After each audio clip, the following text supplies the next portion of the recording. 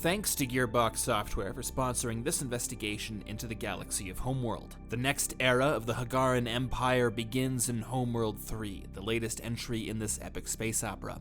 The starfighters, escorts, and capital ships of the Hiigaran Navy await your command on either Steam or the Epic Game Store. Homeworld 3 is available right now, so be sure to use the link in the description to grab yourself a copy.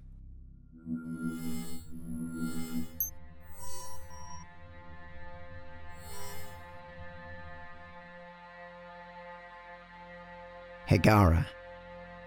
Even in the dimly remembered years of the first time, Hiigara was the coveted jewel of the galaxy. It is a world of vast teeming oceans, towering, forest-capped peaks, and great plains that give way into glittering deserts and primeval jungle.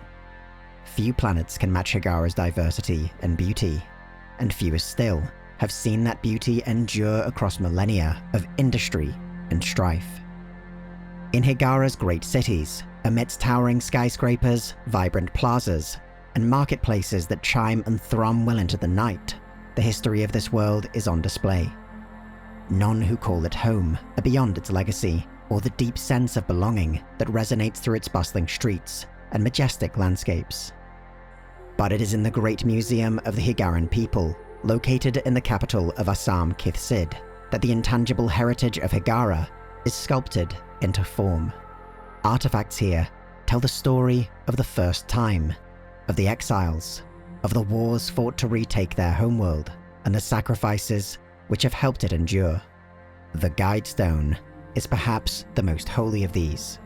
It was found on a near barren world by a people that had forgotten their own name. To them, Hiigara was a distant paradise. Today, Hiigara is synonymous with empire. The Hiigaran Empire is a modern colossus bestriding the core of the galaxy. It is a vast interstellar state consisting of over 100 extensively settled core planets and a growing frontier of emergent and developing colonies. In orbit of these worlds are vast arrays of infrastructure, stations and outposts that service the endless fleet of starships that bind the Empire together.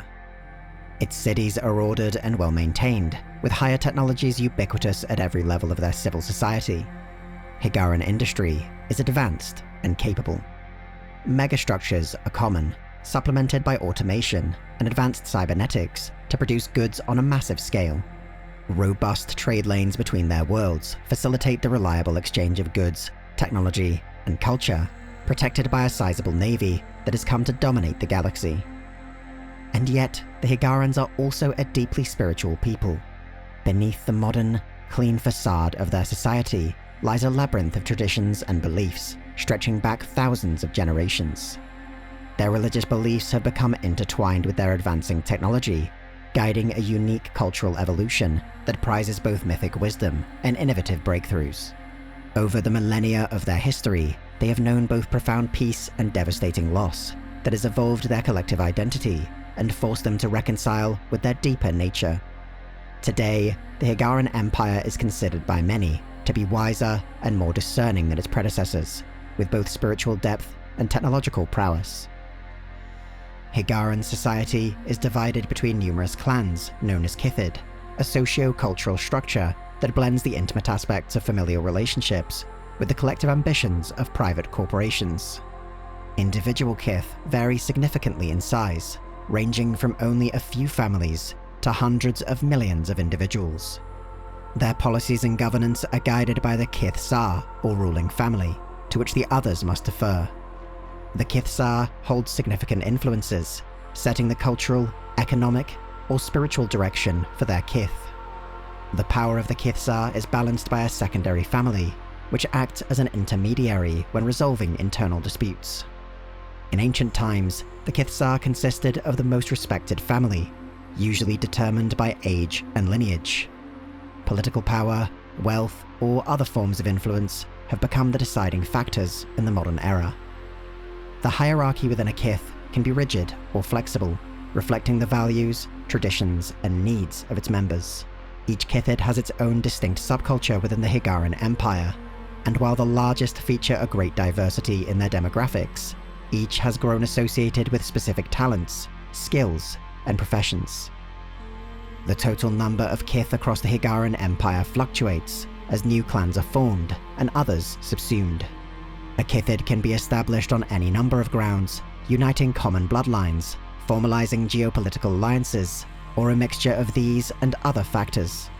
Internal disagreements, economic collapse, and shifting values might likewise cause a Kith to dissolve. When this occurs, its former members can be absorbed into a different Kithid, or form another, if their numbers are sufficient. In spite of the dynamic nature of Hiigaran society, many of the largest, most powerful Kithid have endured throughout the millennia, becoming staples of the cultural and political makeup of the Empire. For its preeminent role in helping to establish the interstellar state, Kith Sajet is likely the most famous and politically powerful in the modern era. It is renowned for its contributions to the fields of astronomy, engineering, and scientific research.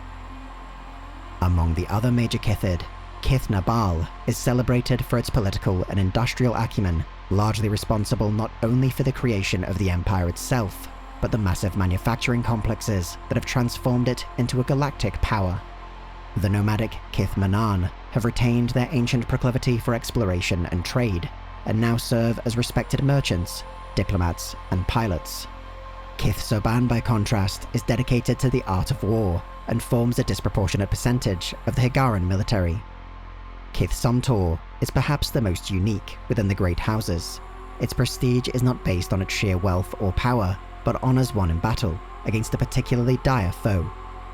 Hundreds of other Kithid exist, minor independent clans, or vassals to larger houses. For most of Hiigaran history, it has been considered shameful and a personal failing to be without a Kith. As the Empire has expanded, however, and incorporated new populations under its rule, the social stigma associated with the Kithless has begun to recede. They now form a sizable portion of Hiigaran society, one that has caused the first serious fractures across its civilization. The Hiigaran Empire is a federal republic, uniting the individual Kithid under a centralized state. Most executive and legislative powers have been centralized into the Diamid, a governing council which serves as the nation's highest authority. The Tsar of Tsars presides over the Diamid, acting as the first among equals and head of state. The practical power of this position fluctuates, however, and the role is at times mainly ceremonial. The Kith Tsar, or their appointed representatives, from every Kith over a certain population, are entitled to representation within the Diamid. They are then responsible in turn for enforcing any laws passed across their respective Kith. The composition of the Diamid has been disrupted in recent years, as Kithless factions obtain greater representation within the Empire.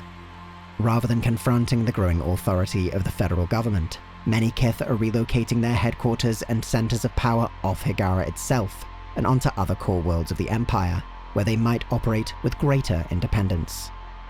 The military apparatus of the Hiigaran Empire is extensive and includes both formal branches of their armed services and vassal forces that operate in the colours of individual Kithid. The Hiigaran Navy and Army represent the two largest forces within the state, and draw equipment, personnel, and funding from across the whole of the Empire. The Kithid, by contrast, maintain their own forces, which operate semi-autonomously under the broader command structure of the Hiigaran military. These units are typically funded and equipped by their respective Kithid, although they may also receive support from the central government for strategic purposes, especially if they are operating in critical regions. Recent interstellar conflicts involving large-scale fleet actions have made the Hiigaran Navy the preeminent force within the Empire. Its officers have been seasoned by these conflicts, bringing to the Navy a degree of institutional knowledge and professionalism unmatched by any other force in the modern galaxy. This crucible of interstellar warfare has not only honed the skill of its personnel, but shaped the design of its warships, which now set the standard for the rest of the galaxy. The Hiigaran Navy is known to operate at least a dozen full-sized carrier groups, as well as many independent task forces, battle lines, and flotillas. They are regularly deployed across the galaxy, utilizing the great network of hyperspace gates to safeguard interstellar trade. Although rivaled by a resurgent Taidan Republic, and ever watchful of another warlord that might unify the Vaga tribes, the Hiigaran Navy and the Hiigaran military as a whole has made the Empire a galactic hegemon. The network of hyperspace gates may be open to all without restriction, but its continued use would be impossible without the Hiigaran Empire to deter pirates, raiders, and mercenaries. The Hiigaran Empire today is officially the second Hiigaran Empire, owing to the existence of an ancient nation by that name that expanded across the galaxy during the first time. This distant ancestor to the modern state expanded across interstellar space under the protection of the mercantile Bentusi, fell into conflict with the Taidan, and ultimately an ignominious defeat of their own making. Prideful and arrogant, the ancient Hiigarans were driven into exile, forced to remain on a distant world, known as Karak. The history of the modern Hiigaran Empire instead begins millennia later, when those exiles finally returned to their ancient homeworld, reclaiming it through strength of arms from the Taidan Empire that had seized it. In their exile, the Hiigarans had become known as the Kushan, and their experiences on Karak had shaped their deepest nature and softened their harsher edges. On returning to their home, they once again took the name Hiigaran, but they were in many ways a different people. The Taidan had made Hiigara into their own imperial throne world during their occupation, revenge for an ancient grievance. The planet was a lush and fertile paradise, and yet many shattered cities remained in the aftermath of the Taidani withdrawal that stymied recolonization. Only 600,000 Kushan had survived their great journey off Karak, far too small a number to quickly restore their world.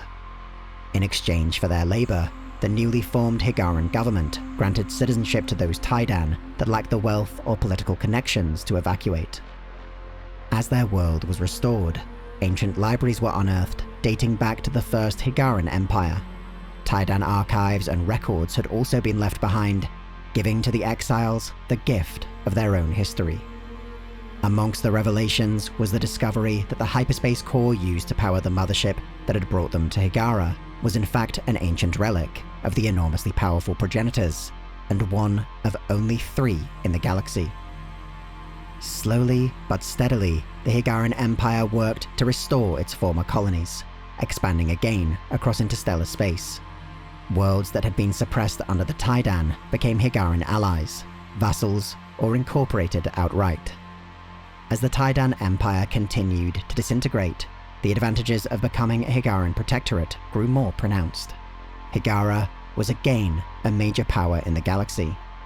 As its territories expanded, the Hiigaran Empire became aware of Makan, a warlord in the Vaga reaches who had radicalized the disparate tribes into believing he was some kind of messiah.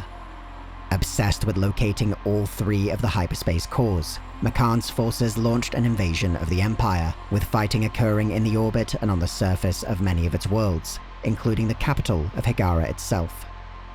Ultimately, Makan would be defeated, and Hiigara saved from annihilation.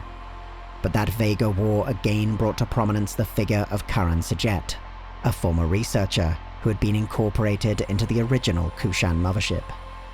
The procedure that made this possible had extended her life, and when Makan demanded the cause, it was natural that Karan be placed into the new flagship sent to confront him. For her prominent role in the 2 great trials of Hiigaran history, Karan had been elevated into an almost messianic figure, a state of affairs that troubled the Hiigaran leadership. The nation has come a long way, and yet the potential for it to again be swept up by zealotry or its own sense of superiority has never truly faded. In the aftermath of this victory, the Hiigaran Empire was able to unlock the great network of hyperspace gates for the first time, binding distant regions of the galaxy together. It was now the galactic hegemon, a position it has sustained ever since.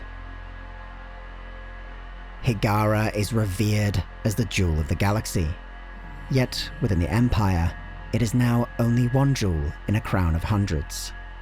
With expanded territories, greater power, and more heightened prestige has come new responsibilities, and the sobering reminder that of the many billions across the Empire, only a scant few can trace their lineage to the exiles of Karak.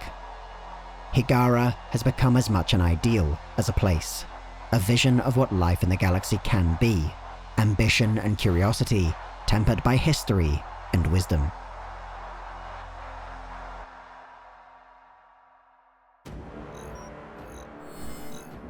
Thanks again to Gearbox Software for sponsoring this investigation into the galaxy of Homeworld.